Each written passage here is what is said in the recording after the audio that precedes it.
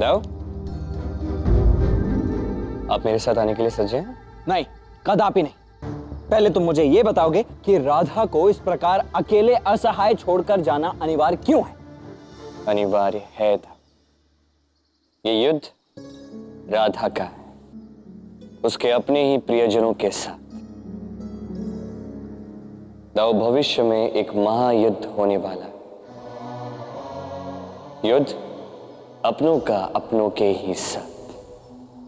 तब भी मैं सत्य का साथ दूंगा, किंतु असत्य पर आक्रमण नहीं करूंगा।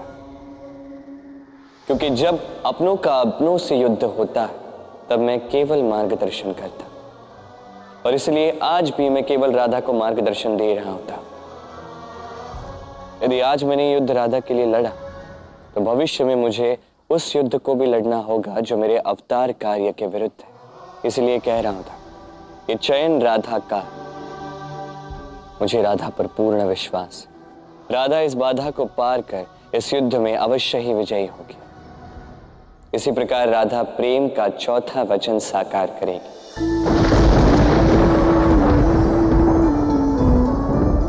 आप भी स्वयं देख लेना। अब विलंब हो रहा है, हम चलते हैं। नहीं कान्हा, तुम कुछ भी कह लो, किंतु राधा को इस प्रकार असहाय छोड़कर जाना मुझे उचित नहीं लग रहा है। मैं कहीं नहीं जाऊंगा, मैं यहीं रहूंगा राधा के साथ। यदि मैं राधा के विषय में कोई निर्णय ले रहा हूं, क्या आपको लगता है वो अनुचित हो सकता है? था देख लीजिए, कहीं ऐसा ना हो कि आप सम्मोहित हो जाओ। उस सम्मोहिनी से कान्हा, मैंने पूर्व में भी कहा, उस सम्मोहिनी में इतनी शक्ति नहीं है कि उसका सम्मोहन मुझे सम्मोहित कर सके। किंतु इस मोहिनी के पास तो है। अर्थात मुझे क्षमा कर दीजिएगा दाव, किंतु आपने मेरे पास और कोई विकल्प ही नहीं छोड़ा है।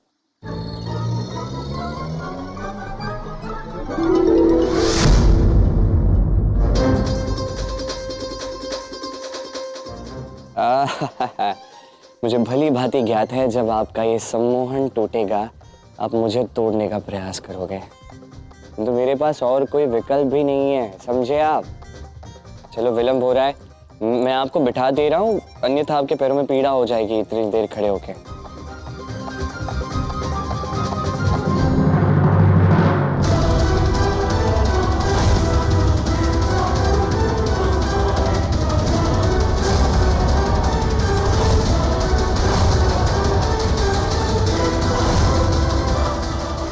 बाबा, क्या हुआ?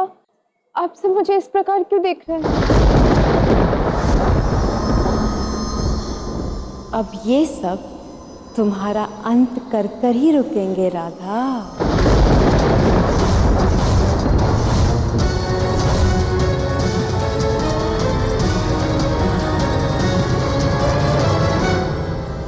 बाबा, क्या हो गया है आप सबको? चुटकी, तू तो मेरी सखी है ना, तू मुझ पर शस्त्र उठाएगी? चल, फेंक दे इसे। बाबा, बाबा, ये सब क्या हो रहा है? आप सब लोग मेरी बात मानिए, मैं आपकी अपनी राधा हूँ, मैं अपनी रक्षा नहीं कर सकती। बाबा, मेरी विनती है आपसे, ये शस्त्र नीचे छोड़ दीजिए। बाबा, रुक जाइए।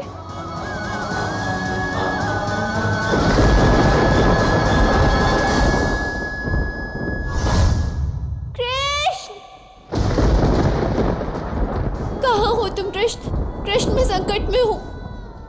कृष्ण!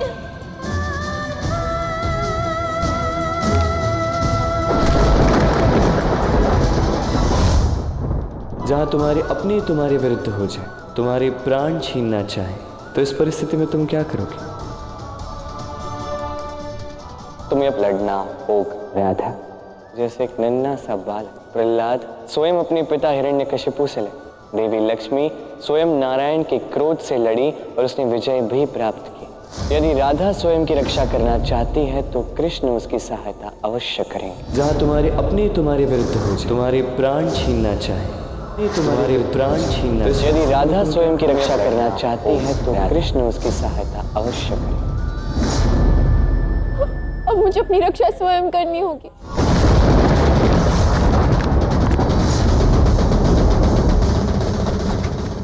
अब मैंने तुम्हें संसार का एक बहुत ही शक्तिशाली अस्त्र प्रदान किया है राधा। बस मन से मुझे स्मरण कर देना। ये शस्त्र तुम्हारी रक्षा करने के लिए अपने आप प्रकट हो जाएगा।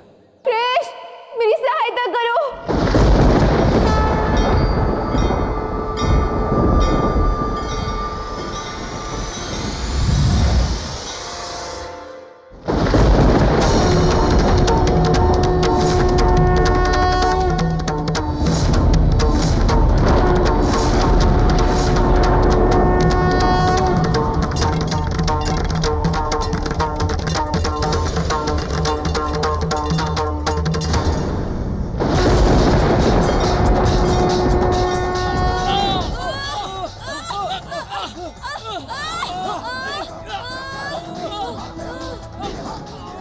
ये प्रकाश कैसा है? ये प्रकाश का तेज तो मेरे लिए असहनीय है।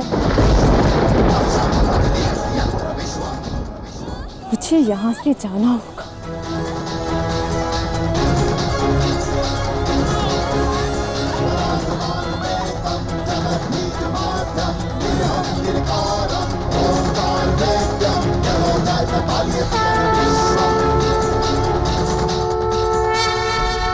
हे नारायण, ये क्या हो गया?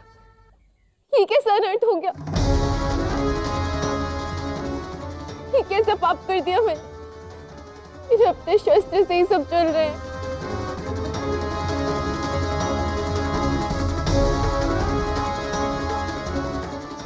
ये कैसा तेज है? इसकी शुमा हमें जला रही है। हे नारायण, रक्षा करना। राधा, राधा, राधा कहाँ है? मेरे बाबा, नंद बाबा, यशोदा मैया, सबका सम्मोहन टूट रहा है। प्रतीत होता है सबकी अवचेतना लौट रही है। हे दिव्य अस्त्र, अब रुक जाइए। मेरे इस अनुचित कर्म को और भयानक मत बनाइए। मैं आत्मग्लानि से दुखी हूँ और यदि इन्हें कुछ हुआ तो मैं इस ग्लानि की भावना से कभी नहीं उठ पाऊंगी। ग्लानि कैसी राधा? तुमने जो किया सही किया।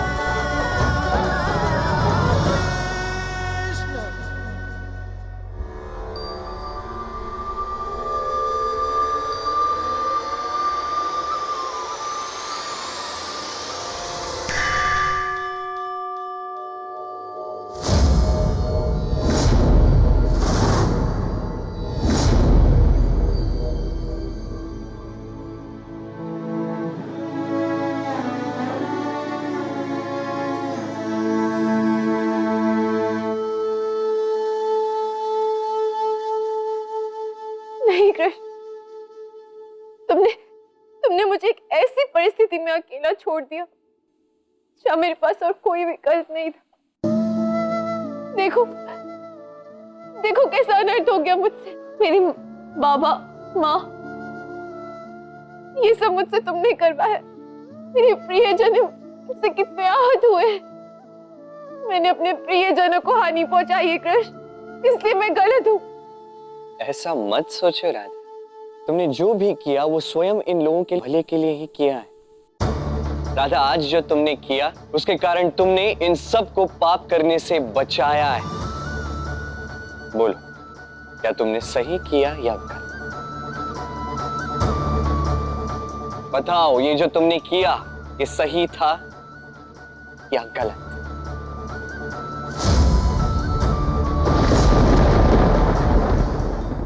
राधे, मौन क्यों हो? उत्तर दो।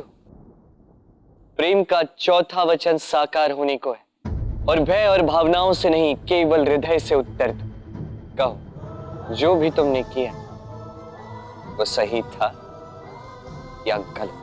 कहो, तुम्हारे भीतर जो अभी ये अपराध बोध है ये उचित है या अनुचित है राधा? हाँ कृष्ण, तुम सही कह रहे हो, जो मैंने किया वो उचित ही किया। मेरे बाबा के सम्मोहन टूटने के बाद यदि उन्हें ज्ञात होता कि उन्होंने अपनी पुत्री को आहत किया है, हानि पहुंचाई है, तो वो अपने आप को कभी क्षमा नहीं कर पाते, अपने प्राण ही त्याग देते। और नंद बाबा, यशोदा मैया, जब उन्हें ज्ञात होता कि उन्होंने अपनी राधा को आहत किया है, तो वो अपराध बोध से तो अपना अंत ही कर देते। उग्रपद बाबा, वो स्वयं को कभी क्षमा नहीं कर पाते। बरसाना का एक एक व्यक्ति दुखी होता। मैंने बल का प्रयोग करके इन सबको इस दुख से बचा लिया। मैं समझ गई कृष्ण, यदि प्रेम में प्रेमी किसी गलत राह पे जा रहा हो तो बल से ही सही, किंतु उसे रोकना ही प्रेम का परम धर्म है। उसके अंदर के पाप को मारना ही सच्चे प्रेम का प्रतीक। बस यही सुनना चाहता था।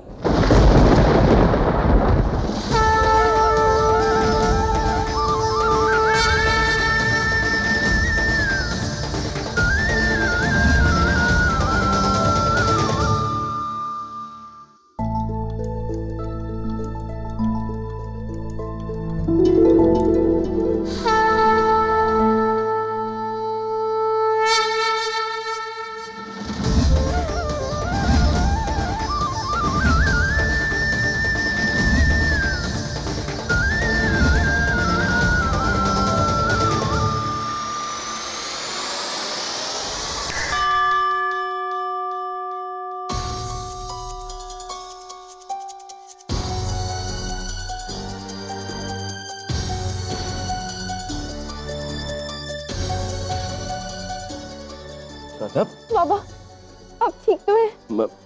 मैं ठीक हूँ पुत्री। ये सब क्या हुआ यहाँ पर?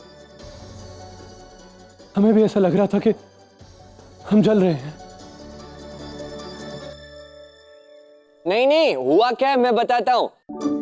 हमारे जो सूर्य देवता है ना, वो किसी कारण से बहुत क्रोधित हो गए। तो इस कारण से उस बढ़ते हुए तापमान के कारण वो ऊर्जा जो जिसका हमें आभास हुआ, उसके कारण हमें लग रहा कि हम जल रहे हैं। वाह, किंतु अब देखिए, सूर्य देवता शांत है, वो ठीक है, हम सब ठीक हैं। कितना अच्छा लग रहा है सब। हाँ, मैंने भी एक बहुत बड़ा प्रकाश देखा था। अवश्य वो सूर्य का प्रकाश होगा। ये तो नारायण की कृपा है कि हम में से किसी को भी कुछ नहीं हो। हाँ बाबा, मैं अति प्रसन्न हूँ कि आप सब ठीक हैं। चलिए अब हम अपने नए हाट का उद्घाटन करते हैं। हाँ, चलिए सब लोग, आइए।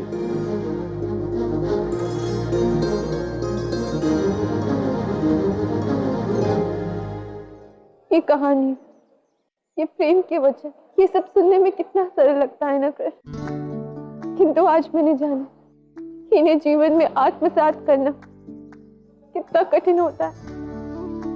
और मैंने ये भी जाना कि यदि हम इन्हें जीवन में उतारते हैं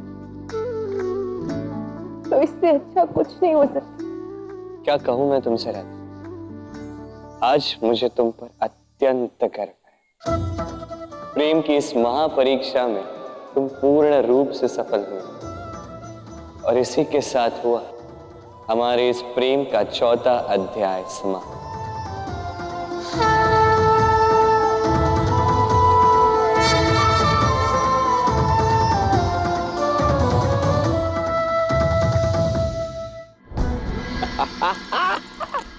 अरे वाह, मन तो कर रहा है कि आपको इसी प्रकार प्रतिदिन मोहित करता रहूं, किंतु मैं जानता हूं जितने अधिक समय तक मैं आपको मोहित करके रखूंगा, आप मुझ पर उतना अधिक क्रोधित होगे। देख लिया तो अब मैं कहां जा रहा हूं, आप मुझे देख नहीं पाओगे।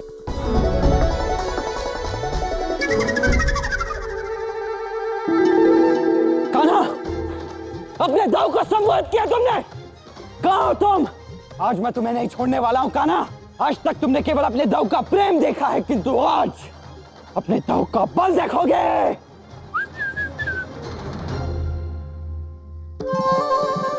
कान्हा रुको, रुको, मैं चेतावनी दे रहा हूं कान्हा।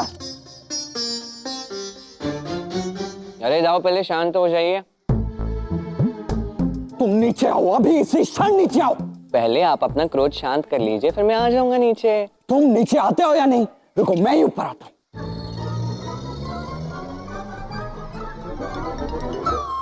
दाऊ, क्या मैं आपसे पूछ सकता हूँ आप इस वृक्ष पर कर क्या रहे हैं? कान्हा, तुम नीचे कब गए? तुम वही रुको, मैं भी आता हूं। दाऊ, आप ना तिल का ताड़ बनाना बंद कर दीजिए। जब आपका ये नाटक समाप्त हो जाएगा ना, मैं आपसे आके मिल लूंगा। मैं जाता हूं। अब कहां जा रहे हो तुम?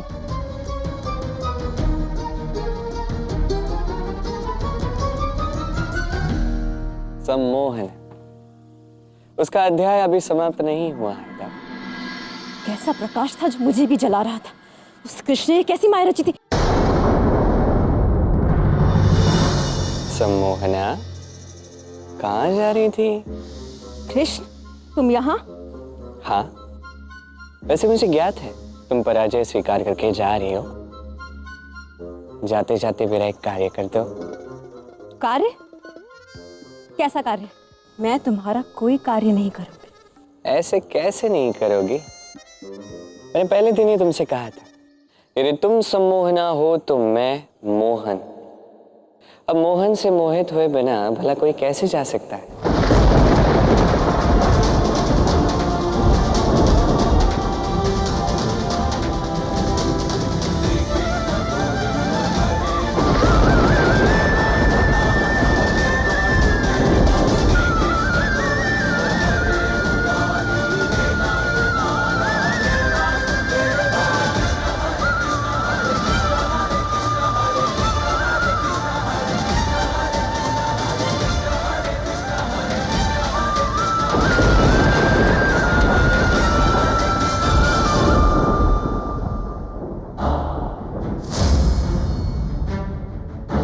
आप चिंता मत कीजिए महाराज, मुझे पूर्ण विश्वास है कि सम्मोहना शुभ समाचार लेकर आती ही होगी।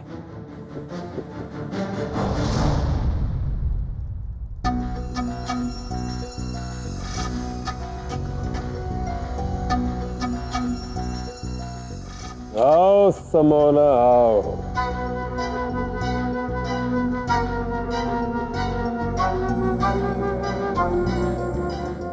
तो कहो सम्मोहना, क्या शुभ समाचार लाई हो? मार दिया उस कृष्ण और उसकी राधा को?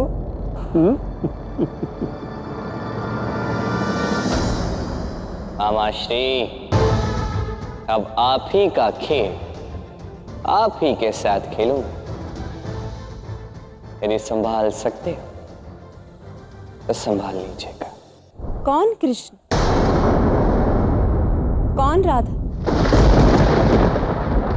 मैं तो एक सुंदर व्यक्ति मोहन के प्रेम में पड़कर आई हूँ और उससे विवाह करने की इच्छा रखती हूँ।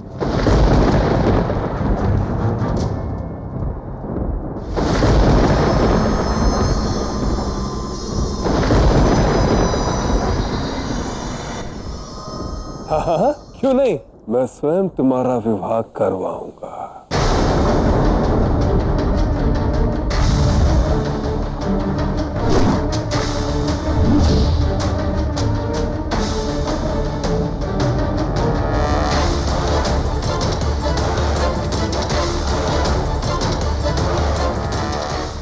रुक जाइए महाराज, कदाचित आप सम्मोहित हो चुके हैं।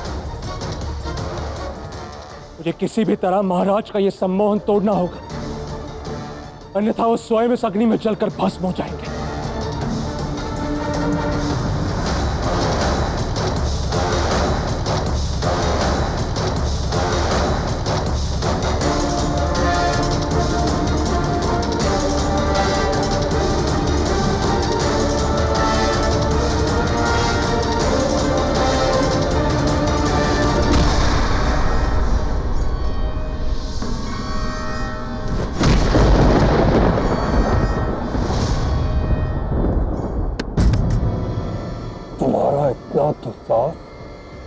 ने मुझ पर प्रहार किया। महाराज, इसमें इसकी कोई भूल नहीं। ये सब उस कृष्ण का किया हुआ छल है। कृष्ण बड़ा मायावी है महाराज। मैं कृष्ण से नहीं लड़ सकती। उसे परास्त करना असंभव है महाराज। वो अजय है।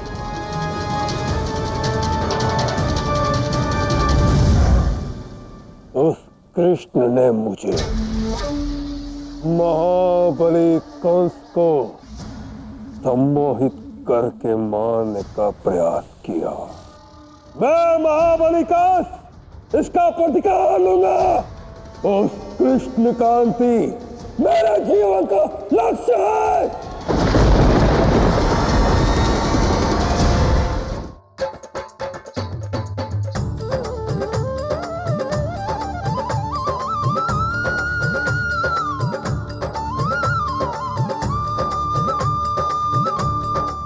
मैं आप सबसे अपने मन की बात करना चाहता हूँ।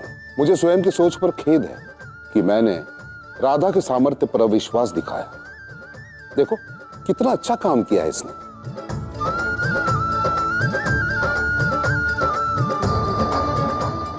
धन्यवाद बाबा। इस हाट की कल्पना भले ही मैंने की हो, किंतु इसे यथार्थ सबके परिश्रम और कर्मों ने किया है। क्या उच्च विचार है पुत्री तुम्हारे। कान्हा, हमारी राधा कुछ आवश्यकता से कुछ अधिक ही विनम्र है ना? हाँ वो तो है ही।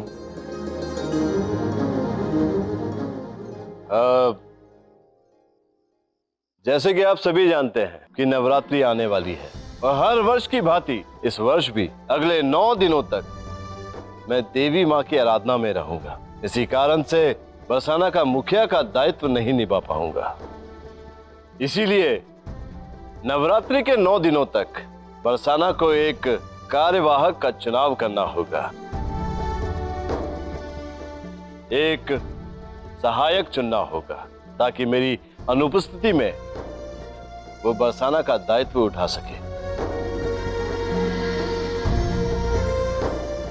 कल सवेरे सभी पंचों के साथ हम उस व्यक्ति का चुनाव करेंगे।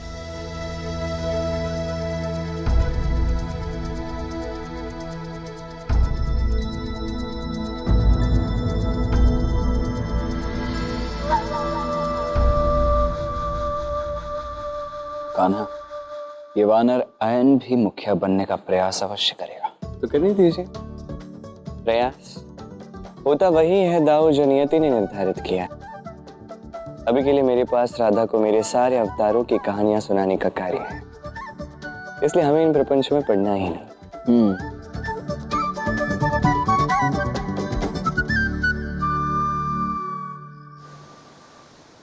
बाबा,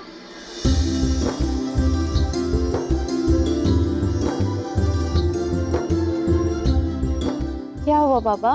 क्या सोच रहे हो? पुत्री,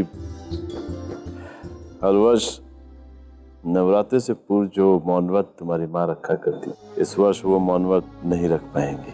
उनका स्वास्थ्य ठीक नहीं रहता है ना, इसलिए पुत्री मैं चाहता हूँ कि तुम अपनी माँ की ओर से वो मौन व्रत का संकल्प ले लो। मौन व्रत? और मैं तो पूरा दिन ही बोलती रहती हूँ। किंतु आप चिंता मत कीजिए, मैं तो बस उपहास ही कर रही थी। जैसे माँ मौन व्रत धारण करती है, मैं भी वैसे ही करूंगी। अच्छा बाबा, मैं वहां से मिल के आती हूँ। बाबा, बाबा, मैं सदैव आपके साथ ही रहा हूँ। सब कुछ मैंने आपके सानिध्य में ही सीखा है। मैं ये सोच रहा था कि नवरात्रि में सहायक का पद मुझे ही मिलना चाहिए। पुत्र, मैं तुम्हारी इच्छा से अवगत हूँ, किंतु पुत्र सिर्फ इसलिए कि तुम मेरे पुत्र हो, मैं तुम्हें ये दायित्व नहीं दे सकता। मैं कोई भी ऐसी घोषणा नहीं कर सकता हूँ। नियम अनुसार सहायक का पद हमारे पंच और बरसाना ही करते। जैसा आपको उचित लगे बाबा। मैं मेरे कारण आपको किसी धर्म संकट में नहीं डालना चाहता।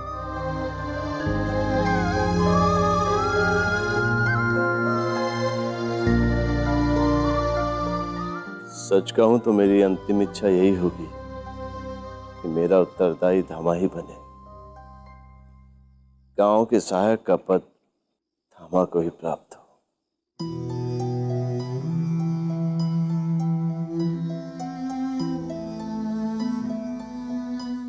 बाबा भी अपने पूरे हृदय से यही चाहते हैं कि दामा इस गांव का सहायक बने, किंतु मैं भी किसी भी प्रकार दामा को ही सहायक बनाऊंगी।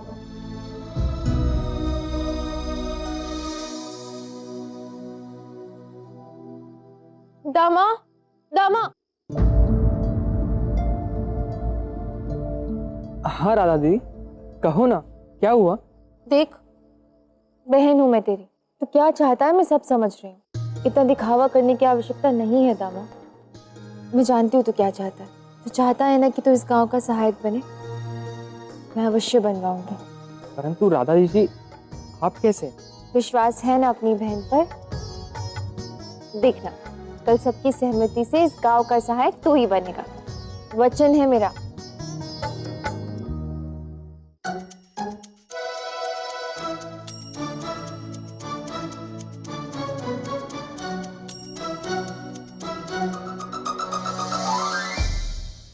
कहाँ थी?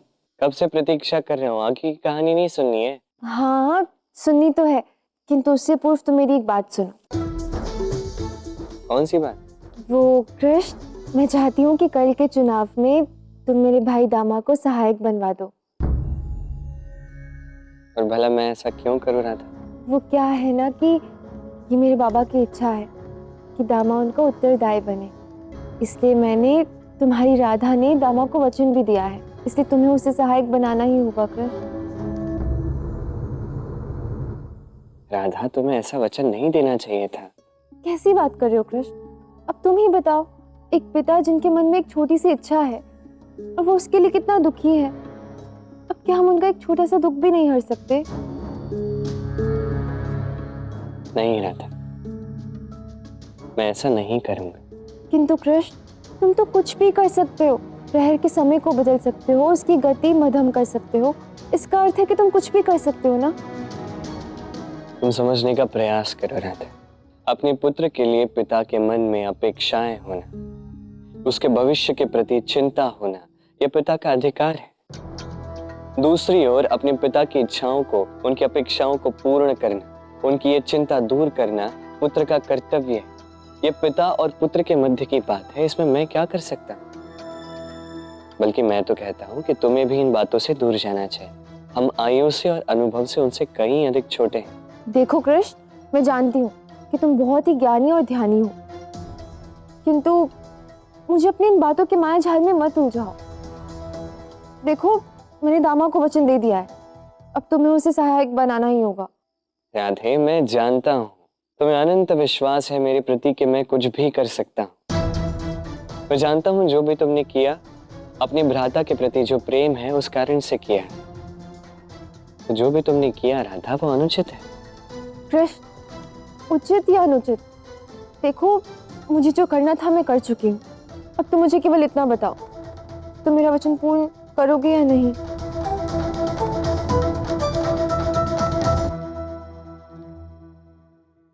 ठीक है, मैं यथासंभव प्रयास करूंगा राधा। धन्यवाद कृष्ण। भला ऐसा कौन सा कार्य है जो तुम्हारे लिए असंभव हो? अर्थात मेरा काम तो हो गया। ठीक है, अब चले? रुको, कहानी कौन सुनाएगा? ओहो, तो कहानी सुनना अभी भी स्मरण है तुम्हें? निसंदेह, भला मैं ये कैसे भूल सकती हूँ। चलो सुनाओ कहानी। ठीक है, ये कहानी है प्रेम के 5वें वचन की। एक समय ऐसा था जब पृथ्वी पर एक अत्यंत शक्तिशाली असुर राज बलि राज करता था।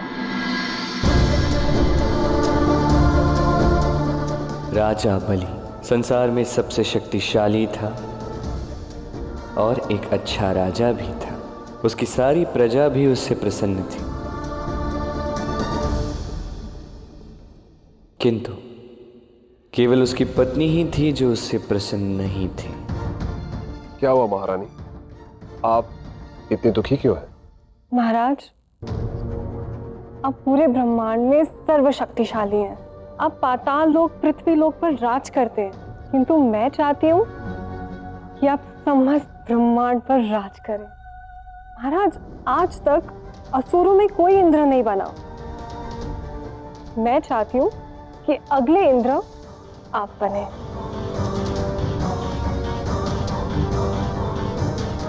बस इतनी सी बात, आप चिंता ना करें। मैं 100 अश्वमेध यज्ञ करके इंद्र का स्थान प्राप्त करूंगा, संसार का महान व्यक्ति बनूंगा।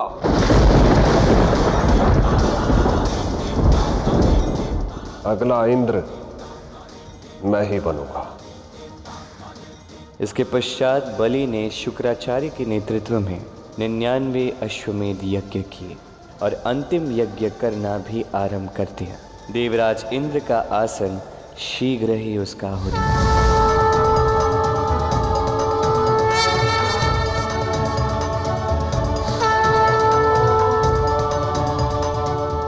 हे नारायण, मेरी सहायता कीजिए। यदि राजा बलि ने अपना 100वां अश्वमेध यज्ञ पूर्ण कर लिया तो उसे मेरा पद प्राप्त हो जाएगा। एक असुर देवराज बन जाएगा प्रभु। देवराज, राजा बलि अपने कर्म से, अपने परिश्रम से यज्ञ कर रहा है। अब कोई चाहे सुर हो या असुर, यदि अपने कर्म से इंद्र बनना चाहता है तो ये उसका अधिकार होगा। जैसा जिसका कर्म, वैसा ही उसको कर्मफल मिलेगा। इसमें भला मैं क्या कर सकता? किंतु नारायण, यदि आप मेरी सहायता नहीं करेंगे तो कौन करेगा?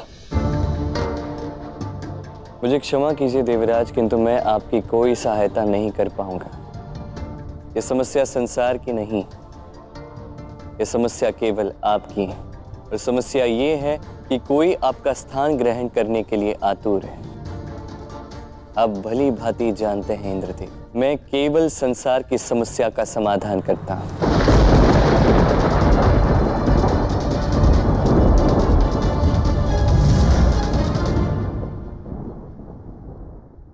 नारायण, देवराज इंद्र के प्रति आपका ये व्यवहार मुझे समझ में नहीं आया। किंतु क्या आप सच में बलि को इंद्र बनने देंगे? एक असुर को इतना उच्च पद प्राप्त करने देंगे? देवी, मैं जो भी कर रहा हूं उचित कर रहा हूं।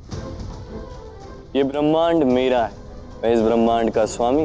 इस ब्रह्मांड में मुझसे अधिक महान और कोई नहीं। अब यदि मेरा मन ही ना करे तो मैं भला क्यों सहायता करूं देवराज इंद्र की?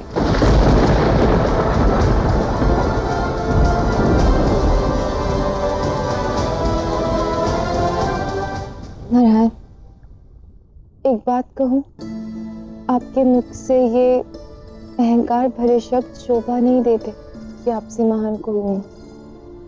बल्कि मुझे तो लगता है कि संसार में किसी को भी ये शोभा नहीं देता ये कहना कि उससे महान कोई नहीं। बस यही सुनना चाहता था मैं तुम्हारे मुख से। इसीलिए तुम लक्ष्मी हो। तुम सदैव मुझे सत्य का दर्पण दिखाते हो।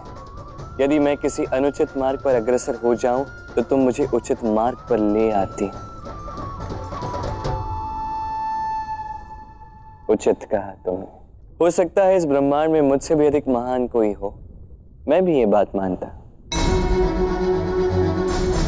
और अब इस संसार को यह समझाने के लिए मुझे अवतार लेना होगा।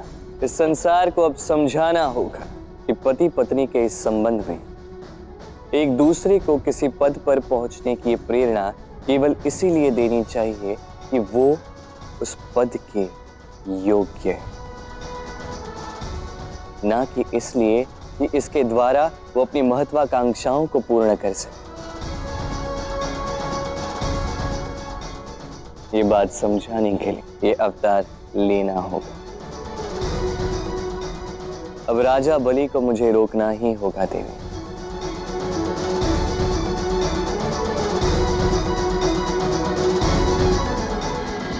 अच्छा, फिर क्या हुआ? फिर क्या हुआ ये मैं तुम्हें अवश्य बताना चाहूंगा, किंतु अभी नहीं। अभी एक अत्यंत महत्वपूर्ण कार्य से मुझे कहीं जाना है। ठीक है? ठीक है। जाऊं?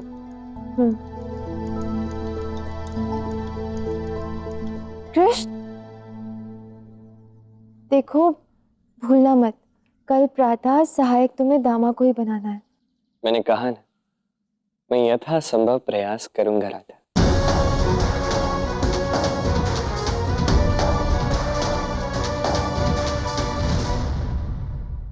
इस नवरात्रि में बरसाना का सहायक तुम्हें ही बनना है आयन। मैं जानता हूं वो कृष्ण क्या कर रहा है। उसने बरसाना में सबसे बड़े हाट का निर्माण करवाया है ताकि वो गांव पूर्णतः स्वतंत्र हो जाए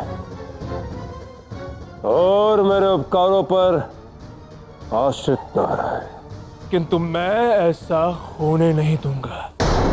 आप पहले मुझे अपनी सहायता से सहायक बनाइए तो सही। इन 9 दिनों में मैं ऐसा उत्पात मचाऊंगा कि बरसाना और वृंदावन सदैव के लिए विभाजित हो जाएंगे और फिर वो राधा और कृष्ण कभी एक दूसरे से नहीं मिल पाएंगे। सारे नियम, सारी न्याय व्यवस्था ही बदल दूंगा मैं। उसके पश्चात उस गद्दी से मुझे कोई नहीं हिला पाएगा। अति उत्तम। तो कहो, तुम्हें मुझसे क्या सहायता चाहिए? आप किसी भी तरह उस कृष्ण को कल प्रातः के चुनाव से दूर रखिए। केवल वो एक ही है जो मेरे चयन की सबसे बड़ी बाधा बन सकता है, और यदि वो चुनाव में ना उपस्थित हो तो फिर चुनाव और पंचों को तो मैं अकेले ही संभाल लूंगा। ठीक है, तुम निश्चिंत होकर जाओ आयन। कल चुनाव से कृष्ण को दूर रखने का कोई ना कोई प्रयोजन मैं अवश्य कर लूंगा।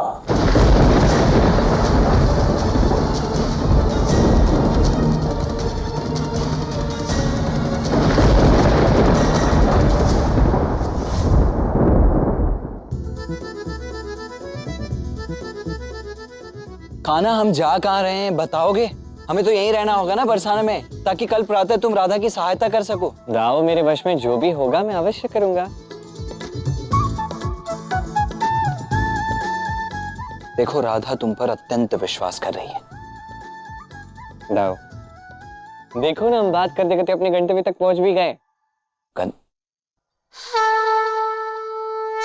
हाँ, मैं आपको क्या बता रहा था, बाद में बताता हूँ। ब्राह्मण देव, प्रणाम। आप लोग कौन? जी, हम आपके शुभ चिंतक हैं। मैं शुभ चिंतक क्रमांक 1, ये शुभ चिंतक क्रमांक 5। बस आपकी सहायता करने के लिए आए। हमें ऐसा ज्ञात हुआ कि आपको धन की अत्यंत आवश्यकता है। हाँ, अत्यंत। कोई बात नहीं, एक कार्य कीजिए। एक गुप्त समाचार है जो आपको महाराज कंस तक पहुंचाना है। अब मुझे देखिए, उन्हें देखिए, मैं उनसे थोड़ा भयभीत होता हूँ, तो मैं उन्हें जाके बोल नहीं पाऊंगा। यदि आप जाके बोलोगे तो आपका अत्यंत लाभ होगा इसमें। तो मैं कैसे मान लूं? ठीक है, अब मत मानिए। यदि आपको 1 सहस्त्र सुवर्ण मुद्राएं नहीं चाहिए तो। क्या 1 सहस्त्र स्वर्ण मुद्राएं? क्या है वो जानकारी? आपको केवल इतना जाके बताना है कि एक बहुत महान ज्योतिषी ने आपको ये समाचार दिया कि एक ऐसा असुर है जिसका अंत कृष्ण भी नहीं कर सकता, और उसका नाम है धेनुकासुर।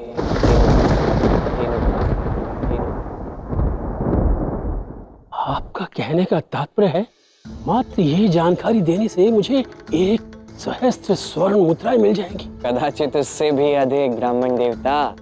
से भी? शीघ्र कीजिए, किसी और ने समाचार पहुंचा दिया तो।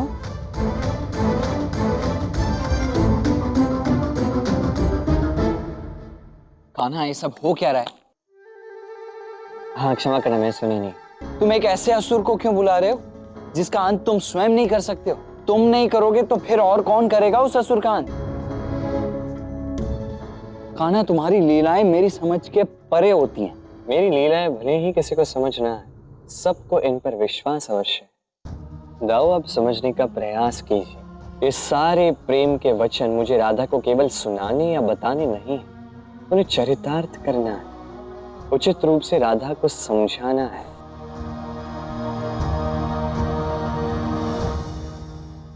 ब्राह्मण, क्या तुम सत्य कह रहे हो? एक ऐसा असुर जिसका अंत वो कृष्ण भी नहीं कर सकता। जी महाराज। सैनिकों, बंदी बना लो इस ब्राह्मण को। ब्राह्मण, यदि तुम्हारा कथन असत्य सिद्ध हुआ तो मैं तुम्हें मृत्यु के घाट उतार दूंगा। और हाँ, यदि तुम्हारा कथन सत्य सिद्ध हुआ तो मैं तुम्हें स्वर्ण मुद्राओं से नहला दूंगा। मेरे सहायक धेनुकासुर, प्रकट हो धेनुकासुर।